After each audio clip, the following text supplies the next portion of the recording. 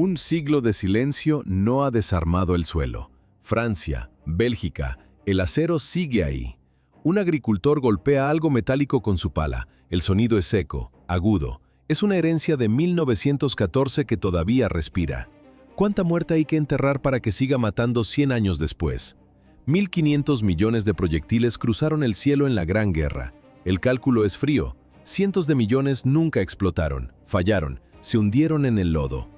Hoy son minas dormidas que esperan un roce. El ruido en las trincheras era una entidad física, no terminaba.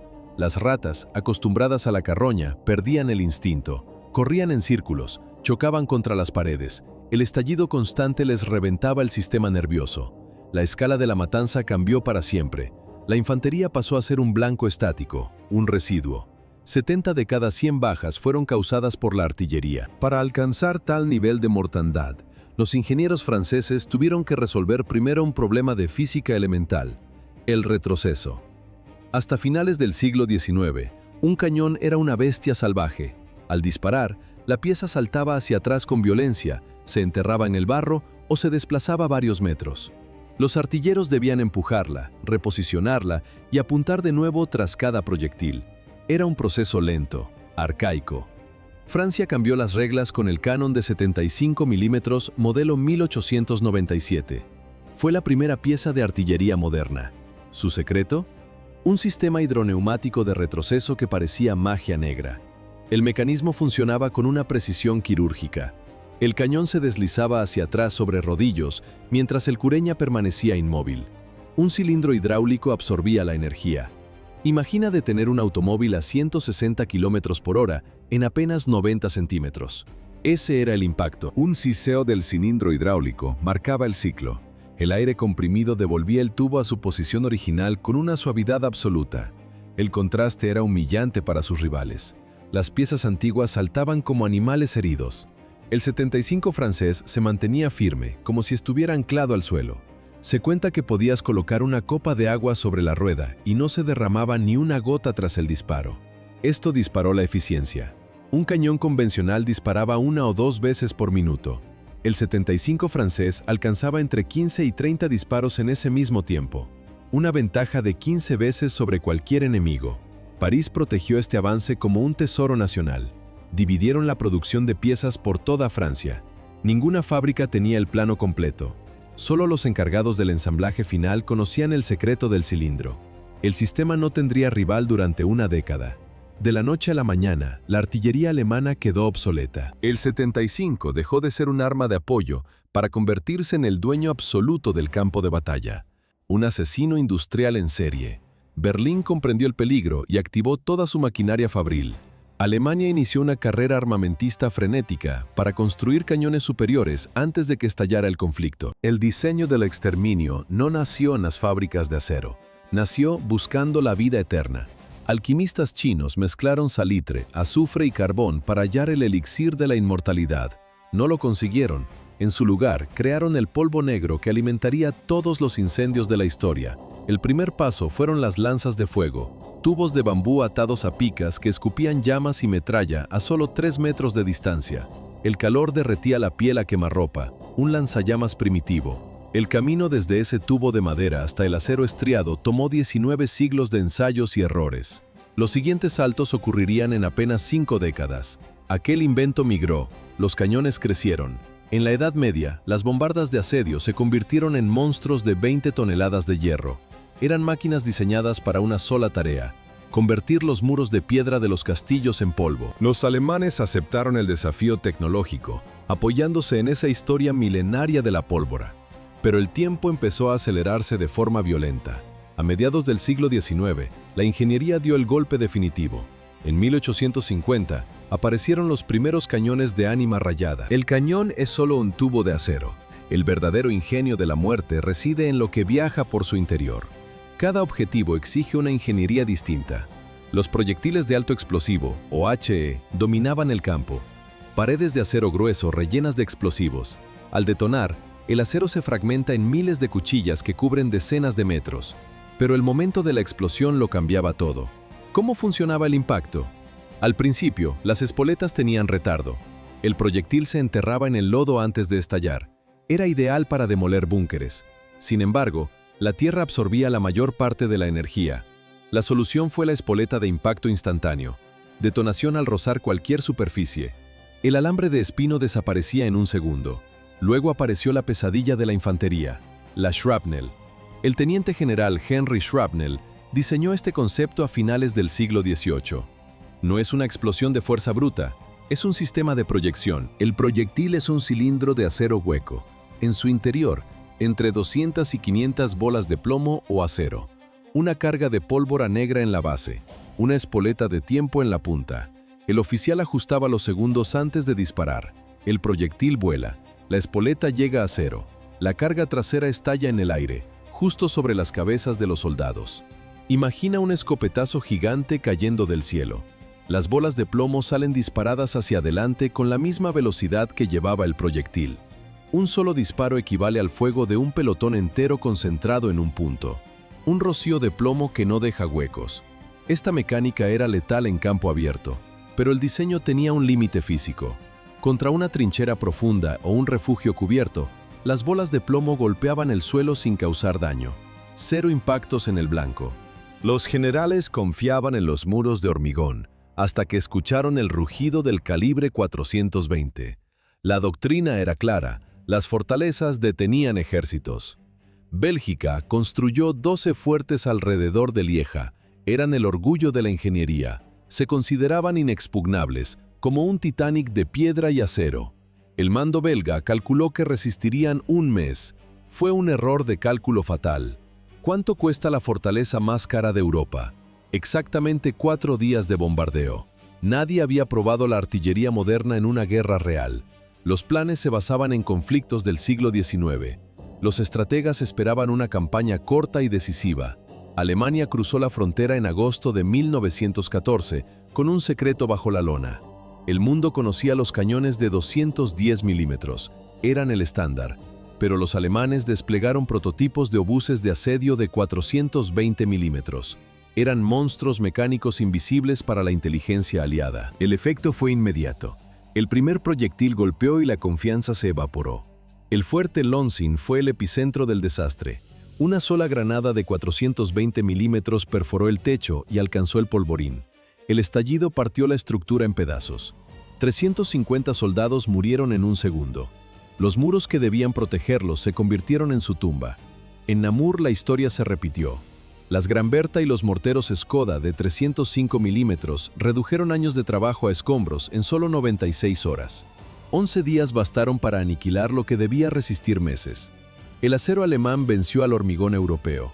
El concepto de defensa estática murió bajo el cráter de los obuses pesados. Los estados mayores comprendieron que ninguna muralla era eterna ante la nueva física de la destrucción.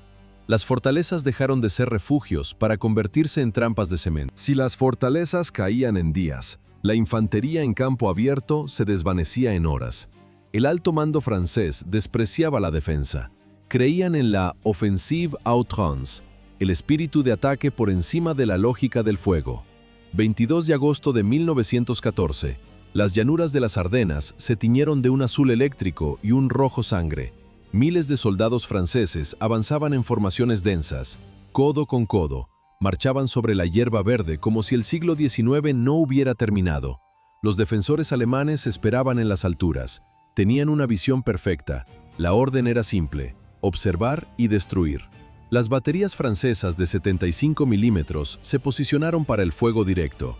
Los artilleros operaban a la vista del enemigo, estaban expuestos. El potencial de sus cañones se desperdiciaba en duelos suicidas. Mientras tanto, los obuses alemanes permanecían ocultos tras las crestas. Disparaban sin ser vistos. Una lluvia de acero caía desde el cielo sin que nadie pudiera devolver el fuego. El valor francés no servía de nada contra la balística invisible. La doctrina del coraje chocó contra la maquinaria industrial. Ese día la historia militar de Francia se detuvo. Fue una carnicería sistemática. 27.000 soldados murieron en solo 24 horas. Tras la carnicería de las cargas frontales, los soldados buscaron la única salida posible, enterrarse. La superficie era un cementerio de metal y carne. El aire pertenecía a la metralla. Un hombre cavaba un pozo individual para cubrir su cabeza, luego otro a su lado. Los pozos se unieron en zanjas. las zanjas en laberintos. Lo que comenzó como un refugio temporal se convirtió en una cicatriz geográfica que dividió el continente. ¿Cómo se detiene un frente en movimiento? Mediante el pánico y el acero. Cada vez que un ejército intentaba flanquear al enemigo, el otro extendía su línea para cerrarle el paso. Fue una coreografía desesperada hacia el norte. La historia lo llamó la carrera hacia el mar. El movimiento terminó cuando las botas pisaron la arena de la costa. Ya no quedaba espacio para maniobrar. La línea de trincheras alcanzó las 720 millas de longitud. Es una distancia mayor que el trayecto entre Londres y Zúrich. Los simples pozos de tirador mutaron. La artillería pesada obligó a cavar más profundo, a usar hormigón, a crear ciudades subterráneas de ratas y barro. El progreso se detuvo en seco.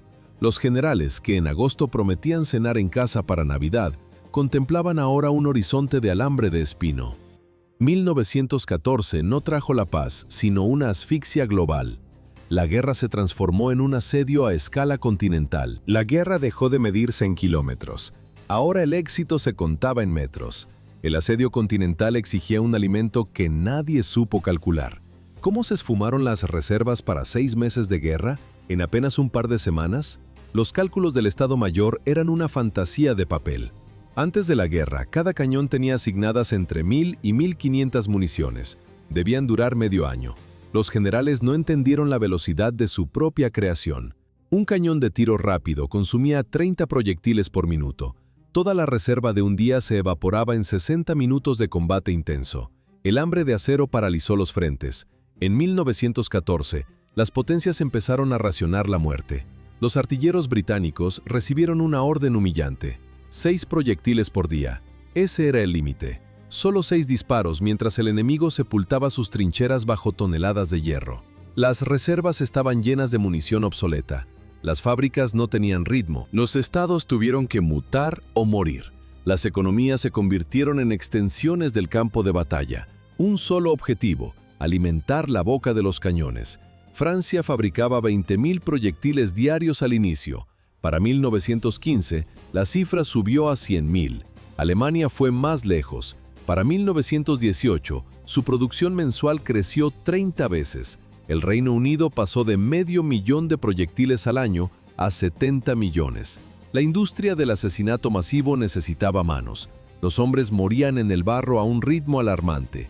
El vacío en las fábricas lo llenaron ellas. Las llamadas municionettes tomaron los talleres. Turnos de 12 horas. El aire en las naves era pesado. Los químicos tóxicos teñían su piel de un amarillo enfermizo. Cientos de mujeres murieron por explosiones accidentales o envenenamiento por trinitrotolueno. El conflicto ya no era una cuestión de valor o táctica, era una competencia de resistencia industrial. Las mujeres ocuparon sus puestos frente a los tornos y las prensas. Las fábricas entregaron millones de proyectiles, pero los artilleros no sabían hacia dónde disparar. El acero sobraba, la información faltaba. El teléfono era el cordón umbilical de la guerra. Cables de cobre serpenteaban por las trincheras defensivas. Funcionaban, hasta que llegaba el ataque.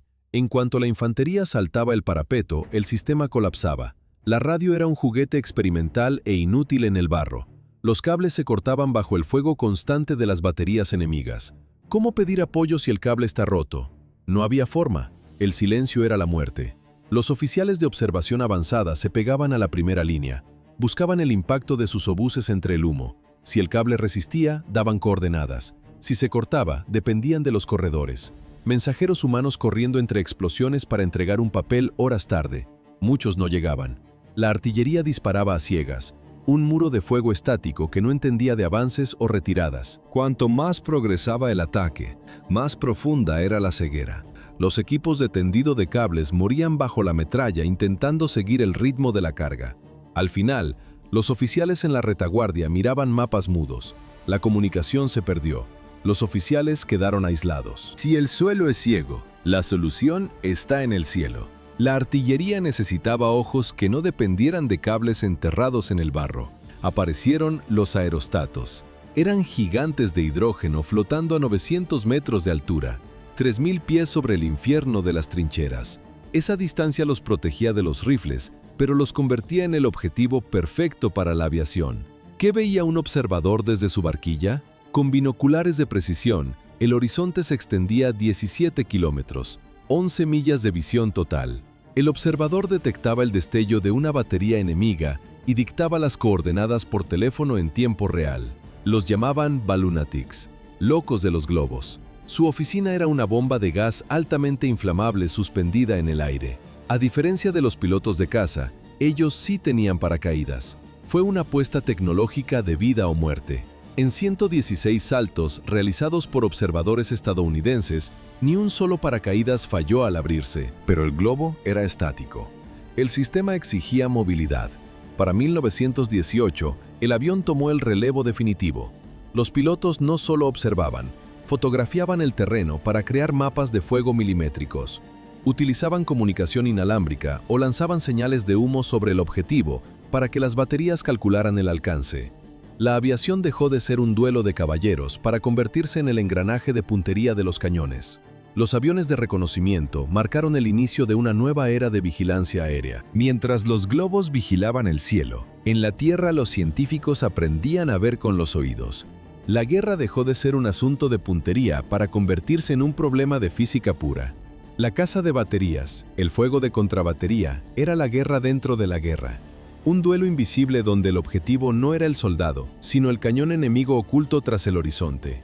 Para destruir lo que no se ve, primero hay que escucharlo. El sistema funcionaba con precisión matemática. Una red de 6 puestos de escucha se desplegaba en un arco kilométrico. Cada estación portaba un micrófono especial para bajas frecuencias. El enemigo disparaba, una onda de choque invisible viajaba por el aire. El primer micrófono registraba un pico en el papel del registrador. Un segundo después lo hacía el siguiente. Un oficial trazaba líneas en un mapa basándose en esas diferencias de tiempo. El punto donde las líneas se cruzaban era la tumba de la batería enemiga. ¿Cómo de rápido era el proceso?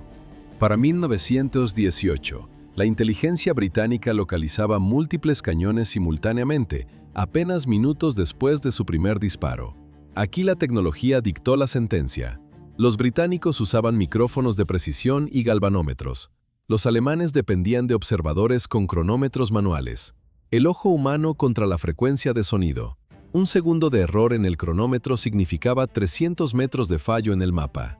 Los alemanes estaban ciegos y sordos frente a la ciencia británica. El destello de los disparos, el flash spotting, también servía para triangular posiciones. Pero en 1917, los alemanes introdujeron pólvora sin destello. La luz desapareció del campo de batalla nocturno. Sin embargo, el sonido no se puede ocultar.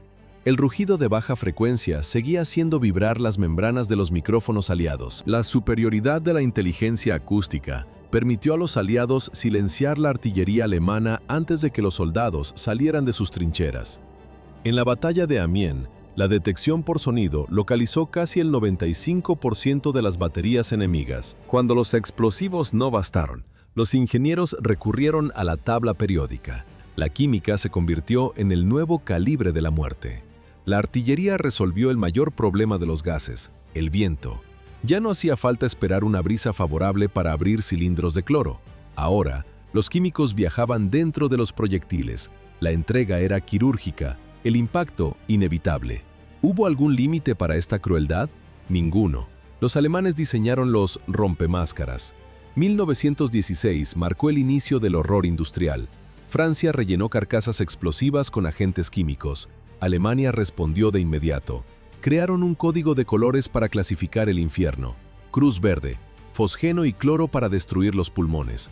Cruz azul, irritantes diseñados para atravesar filtros, provocar vómitos y obligar al soldado a quitarse la máscara. Justo ahí, el gas letal terminaba el trabajo. Cruz amarilla, gas mostaza. No era un gas, sino un líquido aceitoso y volátil. La niebla se posaba sobre la piel. Generaba quemaduras químicas y ampollas atroces. Los hombres quedaban ciegos en cuestión de minutos. El fósgeno era 18 veces más potente que el cloro. Causó el 85% de las muertes por gas en toda la guerra. El cinismo de la sustancia era absoluto. Los síntomas tardaban hasta 48 horas en aparecer. El soldado moría días después, ya en el hospital de campaña, sin saber que había recibido una dosis letal en la trinchera. El acero convencional, con todo su estruendo, empezó a parecer un alivio frente a los proyectiles químicos. Al final del conflicto, estas municiones representaban una parte masiva de los arsenales de todos los ejércitos. Para 1918, 1 de cada 4 proyectiles disparados contenía veneno. La búsqueda de cantidad sacrificó la precisión. El sistema industrial trabajaba al límite y el control de calidad desapareció en favor del volumen. La especialización alcanzó niveles quirúrgicos. Las bengalas de magnesio o proyectiles de estrella estallaban en lo alto. Un pequeño paracaídas sostenía la luz blanca sobre el campo de batalla nocturno. Los proyectiles de humo cegaban a los observadores y ametralladores enemigos. Eran nubes artificiales para cubrir el avance de la infantería. Los imperios centrales llevaron la ingeniería al extremo. Alemania y Austria desplegaron proyectiles perforantes de hormigón. Su diseño incluía una mecha de retardo específica. La punta de acero atravesaba los muros reforzados de las fortalezas. La explosión ocurría solo cuando el proyectil estaba dentro de la estructura. Pero el acero industrial tenía una debilidad sistémica, el fallo masivo. En la batalla del Somme, la estadística superó la lógica militar. 30% de los proyectiles disparados fueron fallidos. 1 de cada 3 disparos no sirvió de nada. Las fábricas funcionaban bajo presión constante. La producción acelerada generó mechas defectuosas y componentes mal ensamblados. El almacenamiento inadecuado en el frente arruinó la pólvora. El resultado fue un desastre táctico. Millones de proyectiles de metralla golpeaban las trincheras alemanas sin penetrar los búnkeres. Las defensas quedaron intactas. Las tropas británicas avanzaron hacia una trampa de acero que debió ser destruida días antes. El sistema falló en una escala de 7 dígitos. En 1916, los artilleros británicos dispararon 1.500.000 proyectiles en una semana. Casi 500.000 proyectiles se hundieron en el barro sin detonar. El porcentaje de fallos en las espoletas alcanzó el 30%. El caos de proyectiles creó un lenguaje nuevo. Los soldados ya no escuchaban ruido, escuchaban información. La diversidad de municiones generó una acústica de la muerte que cada hombre debía dominar para sobrevivir un minuto más.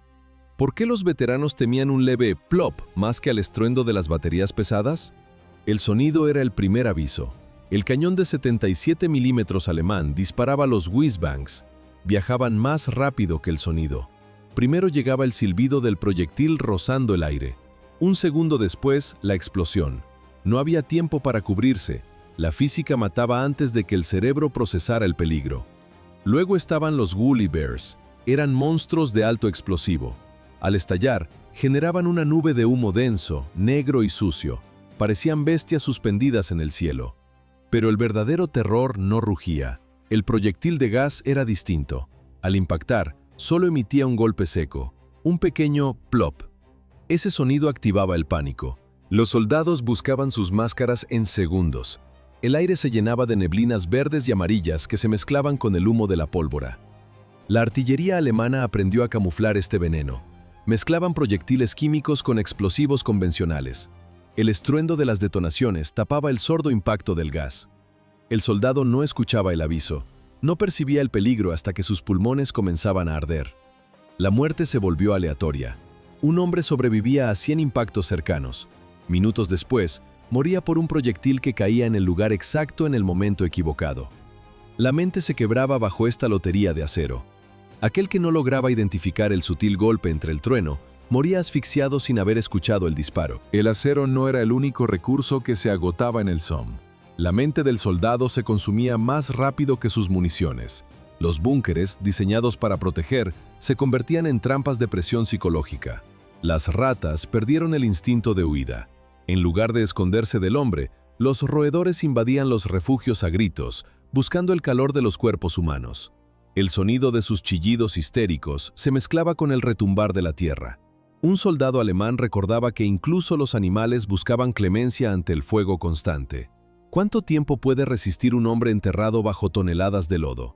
10 minutos bajo los escombros bastaban para que el oxígeno se agotara. La mecánica de la destrucción era simple. El impacto de un obús de gran calibre derrumbaba las vigas de soporte. El techo cedía. Los soldados tenían que excavar con las manos desnudas para rescatar a sus compañeros. A veces encontraban cuerpos intactos, pero asfixiados. Otras veces, solo hallaban una masa de carne y uniforme reducida a pulpa. La seguridad de un búnker profundo era una ilusión mortal. Estar a 10 metros bajo tierra significaba estar a salvo de la metralla, pero ser vulnerable al entierro en vida. El hambre y la sed pasaron a un segundo plano. Solo quedaba el impacto rítmico, un proyectil tras otro, sin descanso, sin silencio. Dentro de la oscuridad, el sistema nervioso colapsaba. Algunos hombres perdían el juicio por completo.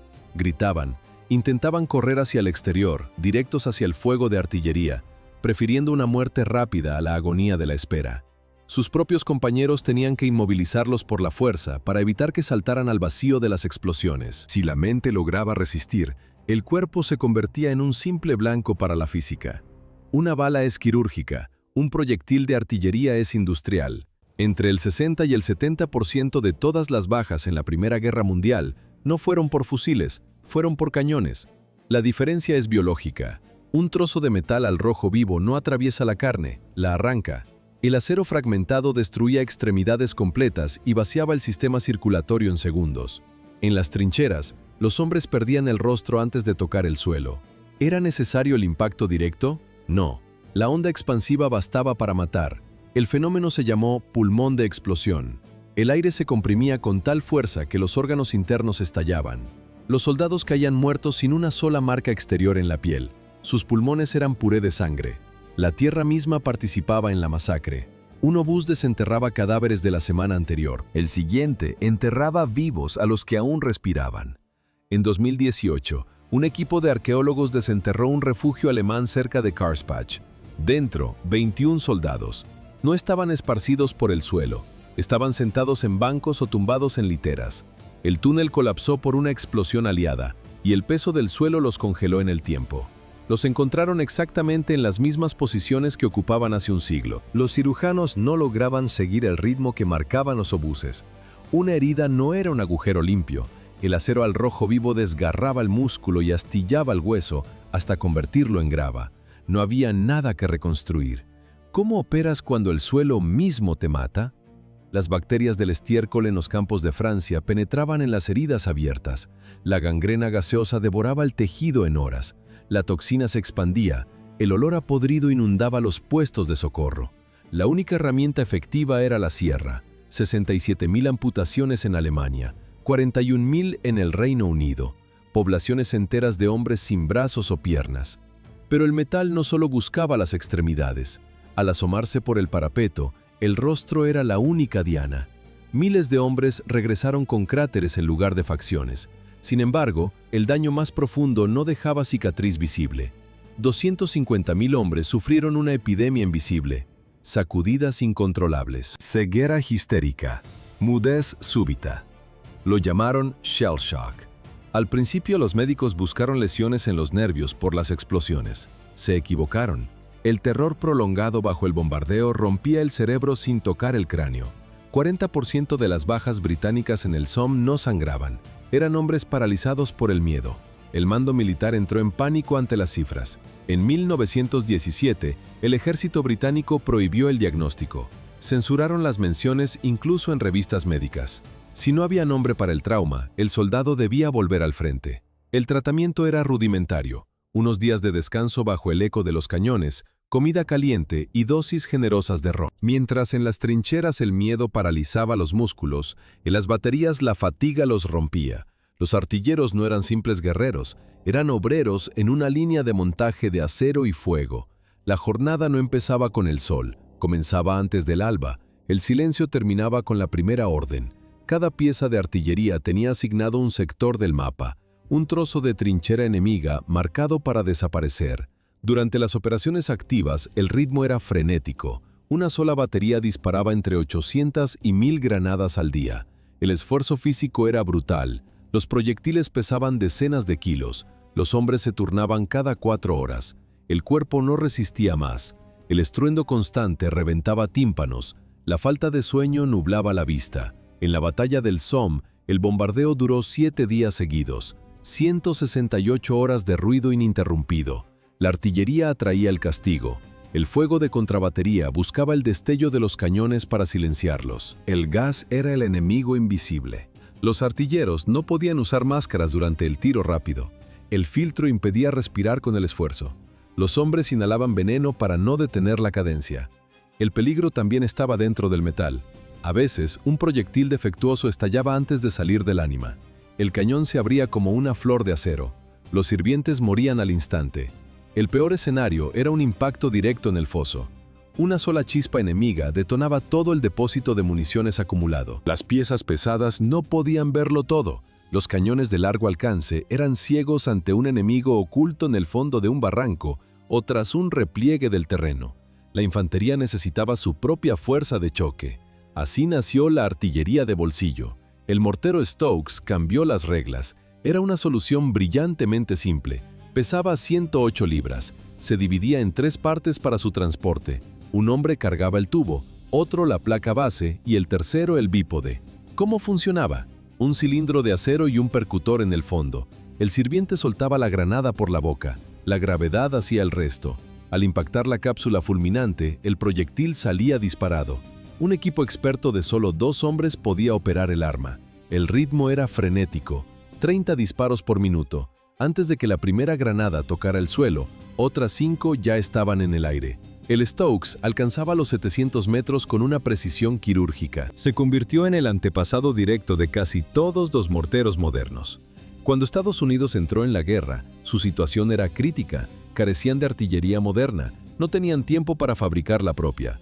El general Pershing tuvo que improvisar.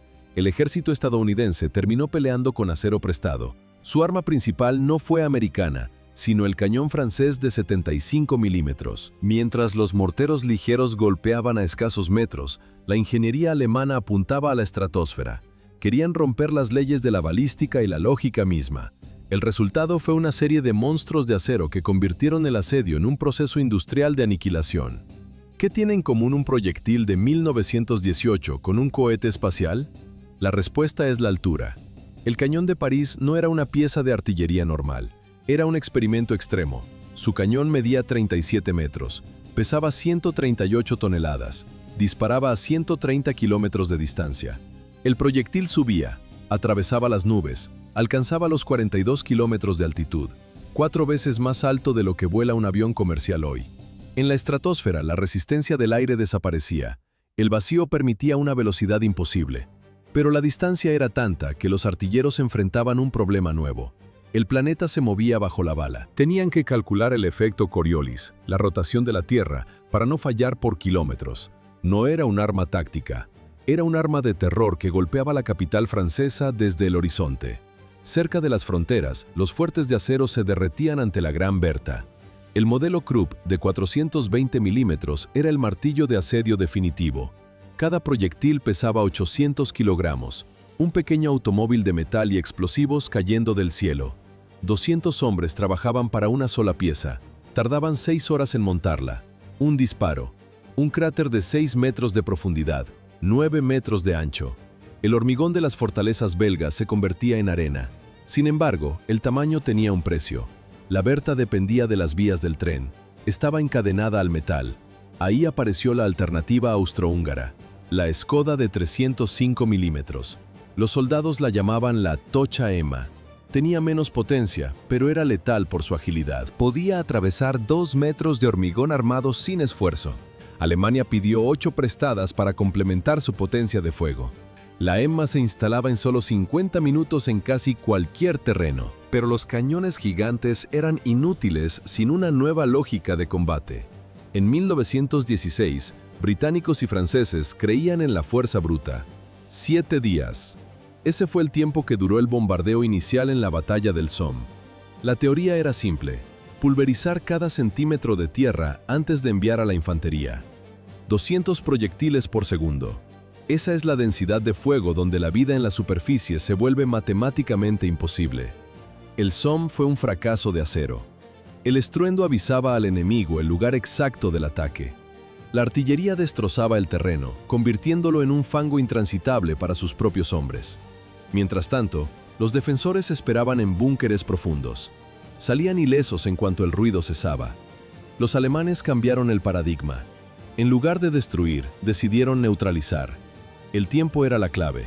En 1917, mientras los aliados bombardeaban durante semanas, Alemania redujo sus preparativos a pocas horas. Usaron gas y humo. Inmovilizaban al enemigo sin destruir el suelo que sus tropas debían pisar. ¿Cómo golpear sin avisar?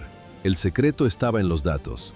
Antes, los artilleros necesitaban disparos de prueba para ajustar la puntería. Eso arruinaba el factor sorpresa. Los matemáticos alemanes eliminaron la necesidad de registrar el fuego. Analizaron el desgaste de cada cañón. Midieron la densidad del aire. Lanzaron globos meteorológicos para calcular el viento a distintas altitudes. Reemplazaron el instinto por ecuaciones. La Operación Michael, en marzo de 1918, fue el examen final. 3.500.000 proyectiles en solo 5 horas, sin disparos de advertencia. El impacto fue un terremoto repentino que nadie vio venir. Los británicos también desarrollaban técnicas similares, pero su aprendizaje avanzaba a un ritmo distinto. Para sincronizar cientos de cañones, los generales diseñaron el barrage rodante. La infantería dejó de ser una fuerza autónoma, se convirtió en un apéndice del cronómetro. El plan era una coreografía de acero sobre el papel. Cientos de piezas de campaña disparaban al unísono, formando una cortina de fuego y metralla. Luego, el muro se desplazaba. 50 metros cada 60 segundos, ni un metro más, ni un segundo menos. Los soldados debían caminar hacia sus propias explosiones. El estruendo de los impactos ocurría a solo 50 metros de sus narices. ¿Qué pasaba si la infantería quedaba atrapada en el barro? El muro de fuego no esperaba. La barrera avanzaba ciega según el horario previsto. Los hombres, cargados con 30 kilos de equipo, tropezaban en los embudos de proyectiles. Si perdían el ritmo, el fuego amigo los abandonaba. El humo se alejaba y los alemanes salían de sus búnkeres con las ametralladoras listas. La infantería estaba encadenada a una matemática que no entendía de fatiga. Los oficiales franceses calcularon el costo de esta precisión. Aceptaron que sus propios proyectiles matarían a sus hombres para garantizar el avance. El margen de error era una estadística oficial, 10%. Agosto de 1918. Batalla de Amiens. 4 años de matanza condensados en un solo día. En 1914, los cañones aún recordaban a Napoleón. En 1918, la guerra se convirtió en una orquesta de acero. ¿Cómo destruir al enemigo sin que note que el ataque ha comenzado? Los británicos dejaron de adivinar, usaron globos y aviones, aplicaron la ciencia del sound ranging para triangular disparos y el flash spotting para detectar destellos en el horizonte. Localizaron las baterías alemanas antes de cargar el primer proyectil. El silencio era el arma principal. No hubo bombardeos preliminares de días, solo un golpe súbito, preciso, letal. Muchas piezas alemanas saltaron por los aires antes de que la infantería aliada saliera de sus trincheras. Las defensas estaban ciegas. El asalto fue una maquinaria total. La infantería avanzaba pegada al muro de fuego del Creeping Barrage. Los tanques aplastaban el alambre de espino. Los aviones ametrallaban las líneas de suministro desde el cielo. Los instrumentos de muerte, antes aislados, ahora formaban un solo bloque. Fue el salto de un siglo en solo 4 años. 1918 marcó el nacimiento de la artillería moderna. La artillería no solo mataba hombres, borraba el mundo conocido. El paisaje de Europa dejó de existir para convertirse en una extensión de materia muerta. 1816, Verdún. En un frente de solo 13 kilómetros, los alemanes concentraron 1.400 piezas de artillería, 1 millón de proyectiles en 9 horas. El acero caía con la densidad del granizo. El suelo se licuó. ¿Qué queda después de un impacto cada segundo? El terreno se transformó en un paisaje lunar de cráteres solapados. Los valles desaparecieron. Las colinas cambiaron de forma. Durante 10 meses, 700.000 bajas alimentaron una trituradora de carne donde los cuerpos eran imposibles de recuperar. Los soldados combatían, comían y dormían sobre los restos en descomposición de sus camaradas, enterrados y desenterrados una y otra vez por las explosiones. En 1817, la batalla de Passchendaele llevó la destrucción geográfica al límite. 3.000 cañones dispararon 4.500.000 obuses en 10 días. El bombardeo fue tan denso que aniquiló los sistemas de drenaje de los campos de Flandes. Llegó la lluvia. El campo de batalla se convirtió en un mar de lodo viscoso. Los tanques se hundían hasta la torreta. Los caballos desaparecían bajo la superficie. Los hombres, agotados, morían ahogados en el fango antes de recibir un solo disparo. Cada vez que un cañón disparaba, el retroceso lo hundía más profundamente en la tierra líquida, haciendo imposible avanzar. Al final de la ofensiva, el avance fue de 8 kilómetros. El costo, 250.000 bajas. Los cañones callaron en 1918. Pero la tierra bajo los pies de Europa sigue librando su propia guerra. La psiquiatría de trinchera era rudimentaria. Bron, sedantes y algo de comida. No había terapia para el trauma, solo el intento de silenciar el estruendo en la cabeza de los soldados. Mientras tanto, el suelo absorbía el acero. ¿Cuántas trampas quedan bajo el barro? 1 de cada 4 proyectiles disparados en el frente occidental falló. 1.500 millones de granadas de artillería surcaron el cielo durante el conflicto. Eso deja cientos de millones de proyectiles sin explotar enterrados. En Francia, una agencia especializada recoge hoy 900 toneladas de munición al año. Es el peso de 3 aviones Boeing 747 cargados al máximo, desenterrados cada 12 meses. La cosecha de hierro es constante y no tiene fin. Un arado golpea el metal, una excavadora mueve la tierra para construir una casa. El mecanismo de disparo, corroído por un siglo de humedad, se vuelve inestable. La fricción es suficiente. El óxido hace que los explosivos sean más peligrosos hoy que hace 100 años. Los accidentes mortales persisten. No solo por la fragmentación, los proyectiles químicos se agrietan. El gas mostaza sigue activo. Más de un siglo después, el residuo puede quemar la piel y deshacer los pulmones de un agricultor. La muerte quedó programada a largo plazo. La Gran Guerra no terminó, solo se hundió en el lodo. La artillería se consolidó como el dios supremo de la guerra durante todo el siglo XX.